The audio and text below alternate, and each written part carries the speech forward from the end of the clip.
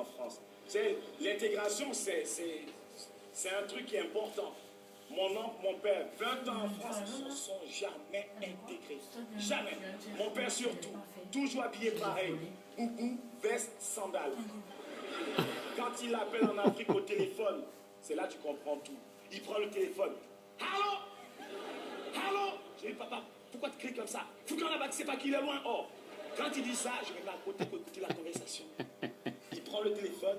Allô, comment va la famille? Oh, la famille, ça va. Les enfants, ça va. La misère, oh, la misère, elle est dans la maison, il grandit, ça va. Le palu, il était là tout à l'heure, je crois qu'il est sorti.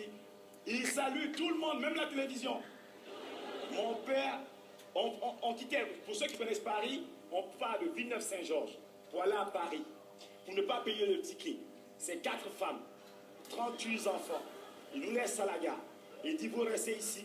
Je vais jusqu'à la gare de Lyon, voir s'il n'y a pas de contrôleur, je vais vous chercher. Mon père allait regarder, il est revenu. Il dit, la voie est libre, on peut circuler. Circuler, c'est circuler. On circule. On arrive à Villeneuve triage. Voilà les contrôleurs.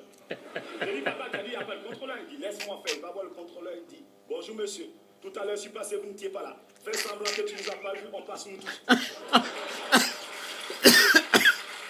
mais c'est le papa vraiment radical, quoi. Une fois, j'étais dans ma chambre. Bon, ma chambre, c'est aussi la chambre de mes 8 sœurs, de mes 8 frères et de mes 3 cousins qui sont arrivés du pays. Chez nous, on n'avait pas de lit superposé. Vous avez la chance d'avoir des lits superposés. Nous, on était superposés nous-mêmes. Je dormais comme ça, mon frère dormait sur mon cou directement. Et mon père avait entendu parler dans le quartier que, comme quoi, je n'aimais pas la police. Ouais, tu n'aimes pas la police. Et mon père, il adore la police. Tu n'aimes pas la police, tu es ingrat, tu n'es pas reconnaissant. Il rentre dans la chambre, il frappe à la porte. Viens ici. C'est pas ton problème avec la police. Hein? Tu n'es pas reconnaissant. Je t'ai mis alcool à l'école. Ils t'ont viré. Je t'ai mis au travail. On t'a viré. Je t'ai mis aux acédiques. On t'a viré. Tu racontes à tout le monde que tu fais les 3-8. Tu dors matin, midi et puis le soir. Ça, c'est les 3-8. Toute la journée, tu fumes la fumée de Bob Marley.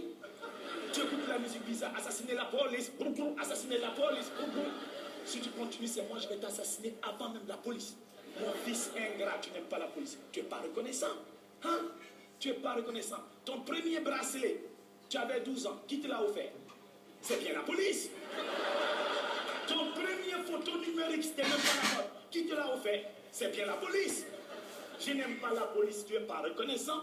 Quand moi je travaillais, ta maman travaillait, qui te gardait quelquefois 24 heures, 48 heures, 72 heures, c'est bien la police. Quand j'avais pas de montre, qui nous réveillait quelquefois à 6 heures du matin, c'est bien la police.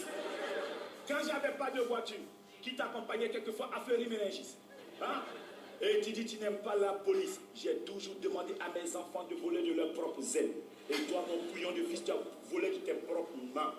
Quand mon père a fini ça, il est sorti de la maison, j'ai cru que je pouvais partir. Non, c'est plus comme les familles aujourd'hui où les jeunes, ils font ça, ils gonflent la poitrine quand on les engueule.